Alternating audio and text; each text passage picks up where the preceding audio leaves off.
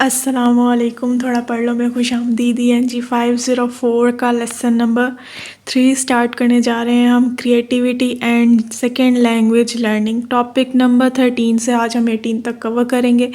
सबसे पहले आता है जी क्रिएटिविटी। क्रिएटिविटी उनका कहना है कि क्रिएटिविटी जो कॉग्निटिव टर्म में है ना, कि एक बहुत नोशन, ये एक बहुत कॉम्प्लेक्स नोशन समझा जाता है, बहुत ज़्यादा कॉम्प्लेक्स एक टर्म समझी जाती है कॉग्निटिव वे में।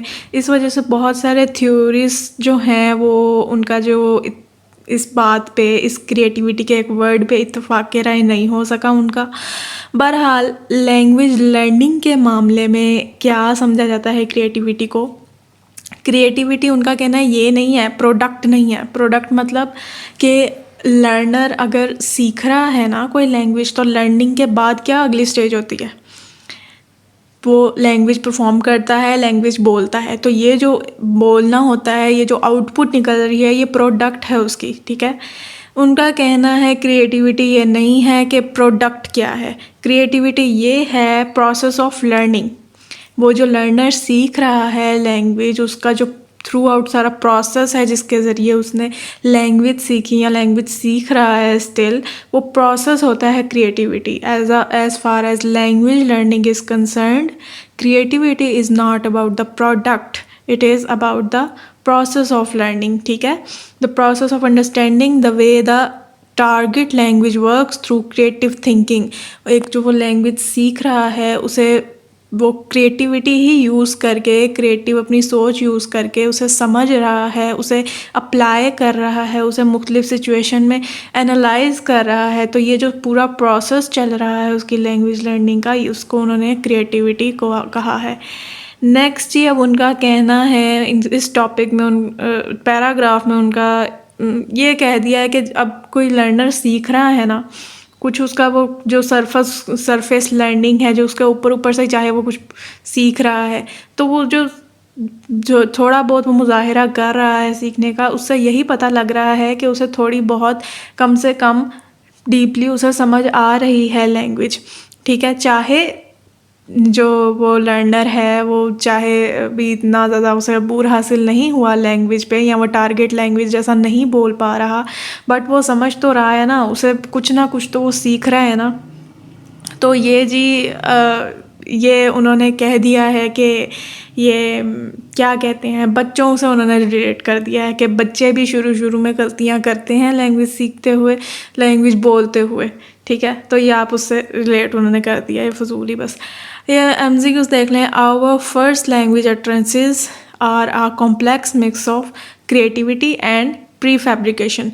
जो कोई भी इंसान अपनी फ़र्स्ट लैंग्वेज जब सीखता है, बोलना शुरू करता है, तो ये एक कॉम्प्लेक्स मिक्स होता है क्रिएटिविटी का और प्री फैब्रिकेशन का। कुछ वो बच्चा होता है, वो उसका अपने ही उसके एक दिमाग में उसने मतलब, अब बच्चा अपने इर्द गिर्द के माहौल से सीखता है ना, कुछ अपने उसके दिमाग में एक पहले से चीज़ फीड होती है कि उसने सीखना ही सीखना है अपने माहौल से, ये एक नेचुरल चीज़ होती है। तो कुछ क्रिएटिविटी होती है, कुछ प्री फैब्रिकेशन होता है जिसके ज़रिए आप अपनी फ़र्स्ट लैंग्वेज बोलते हैं। उनका कहना है इसी तरह जिस तरह बच्चे शुरू में एक वो कुछ अजीब से वर्ड बोलते हैं, सही लैंग्वेज यूज़ नहीं करते, कोई तोतला सा लैंग्वेज यूज़ करते हैं या सही ग्रामर नहीं बोल पाते, इसी तरह सेकंड लैंग्वेज जो यूज़र होता है या सेकंड लैंग्वेज जो लर्नर होता है वो भी इसी तरह करता है, सेम प्रोसेस होता है उसका भी। A frequent use of unanalysed chunks is also evident in young children's first language as well as early stages of second language। ठीक हो गया।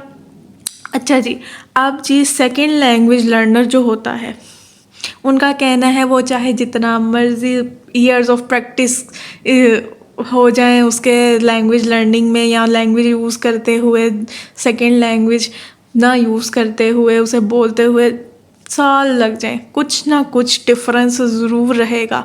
वो सेकेंड लैंग्वेज के तौर पर, सेकेंड लैंग्वेज लर्नर के तौर पर पहचाना ही जाएगा। कहीं पे प्रोनाउंसिएशन उसकी अलग होगी नेटिव जो है लर्नर, नेटिव स्पीकर से, कहीं पे वो ग्रामर किसी और तरह यूज़ करेगा, कहीं ना कहीं आप ये नोटिस कर ही लेंगे कि ये सेकेंड लैंग्वेज यूज़र है। तो ये जो होता है, ये जो चीज़ उन्होंने कह दी हुई है, इसका क्या है, इसको टाइपिफाइड किया जाता है इनकम्प्लीट सक्सेस से, कि आप चाहे जितना मर्ज़ी आप सेकेंड लैंग्वेज पे अबूर हासिल कर लें, जो मर्ज़ी कर लें, कहीं में कहीं ना कहीं आप सेकेंड लैंग्वेज के तौर पर नोटिस किए जाएंगे, और इसे इनकम्प्लीट सक्सेस के तौर पर उन्होंने टाइपिफाइड कर दिया है। फिर जी एक और आ जाता है फॉसिलाइजेशन। फॉसिलाइजेशन क्या होती है कि refers to the situation when a learner's second language system seems to freeze or become stuck at some more or less deviant stage.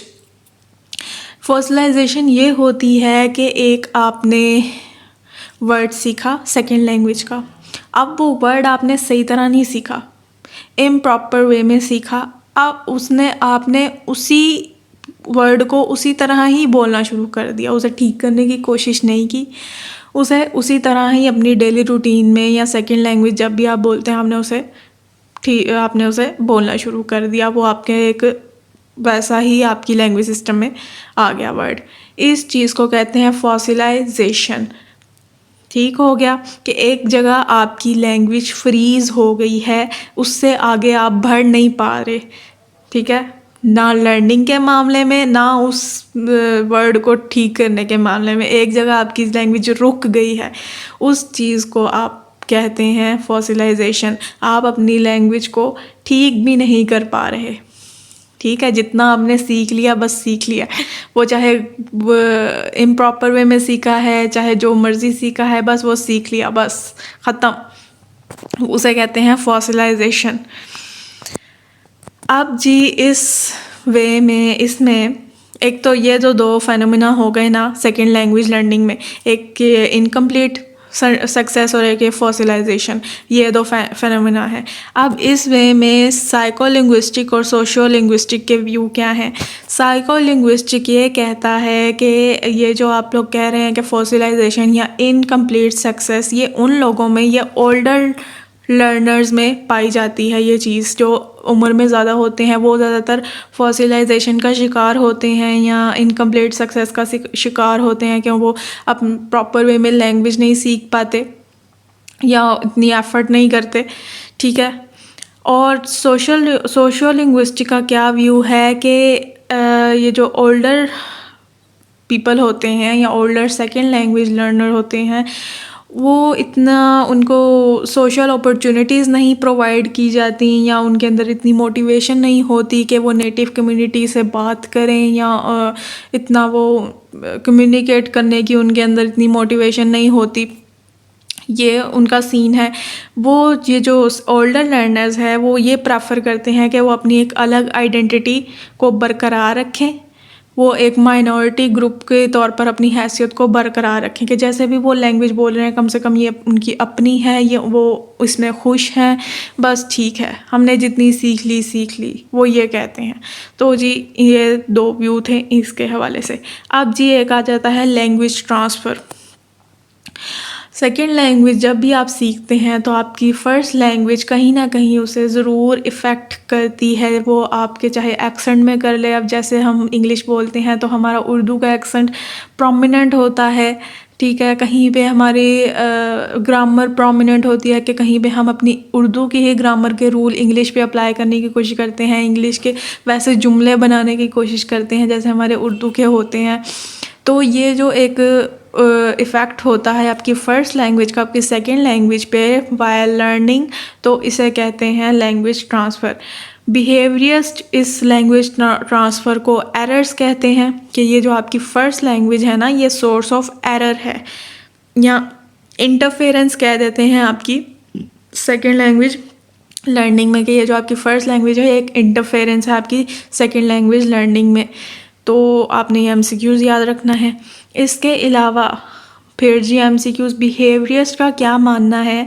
Behaviourist theories are regular oral practice as helpful in forming correct language habits, whereas the contemporary theories put emphasis on practice function. Behaviourist कहते हैं कि कोई भी language सीखने के लिए पहले तो ये कि उसे हैबिट बनाना पड़ता है, मतलब उसे आप अपने रोज़मर्रा की रूटीन में हैबिट के तौर पर, आदत के तौर पर इस्तेमाल करें, वो ये कहते हैं। दूसरा वो कहते हैं कि आपको बस ऑरली प्रैक्टिस की ज़रूरत होती है, मतलब कि आपके सामने कोई बोल रहा है या आपको कोई बुलवा रहा है, जैसे कि पीछे हमने पढ़ा कि बार बार वो दोहराते हैं अपने ना मेथड्स में बिहेवियरिस्ट, तो वो इसी तरह बच्चों को दोहराते हैं। उनका यही मानना है कि बार बार दोहरा के एक हैबिट बना दी जाए, यही काफ़ी होता है लैंग्वेज को सीखने में। जबकि दूसरे आजकल के कंटेम्प्रेरी थ्योरिस्ट ये कहते हैं कि प्रैक्टिस फंक्शन की भी ज़रूरत है, मतलब कि इंफॉर्मेशन प्रोसेस थ्योरिस्ट क्या कहते हैं कि वो यही प्रैक्टिस फंक्शन को ही वो फॉलो करते हैं। अब ये प्रैक्टिस फंक्शन क्या है, ये जो थ्योरिस्ट कहते हैं कि लैंग्वेज कॉम्पिटेंस के लिए, मतलब लैंग्वेज सीखने के लिए, लैंग्वेज बोलने के लिए, लैंग्वेज समझने के लिए आपको नॉलेज कंपोनेंट और स्किल कंपोनेंट दोनों चीज़ों की ज़रूरत होती है। आपको खाली ऑरली आप सीख के नहीं कर सकते कि आप खाली ये कहें कि हमने किसी से सुना तो हम बोलने लग गए। आपको उसकी थ्योरी भी चाहिए होगी, फिर उसके बाद उस थ्योरी के बाद आपको प्रैक्टिस भी चाहिए होगी। तो लैंग्वेज कॉम्पिटेंस के लिए knowledge component and skill component, ये दोनों की ज़रूरत होती है कि आपको उसकी नॉलेज भी हो दिमाग में, आपको समझ भी आए, उसका मतलब भी पता हो, और एंड देन आप उसकी प्रैक्टिस भी कर सकें, उसे कम्युनिकेट भी कर सकें, स्किल लाए उसको। तो ये जी लैंग्वेज सीखने के लिए ये दो चीज़ें ज़रूरी होती हैं इंफॉर्मेशन प्रोसेस थ्योरिस्ट के मुताबिक। ठीक हो गया, बस जी इसी के साथ होता है हमारा लेसन ख़त्म। अपना ध्यान रखें, दुआ में याद रखें। अल्लाह हाफिज़।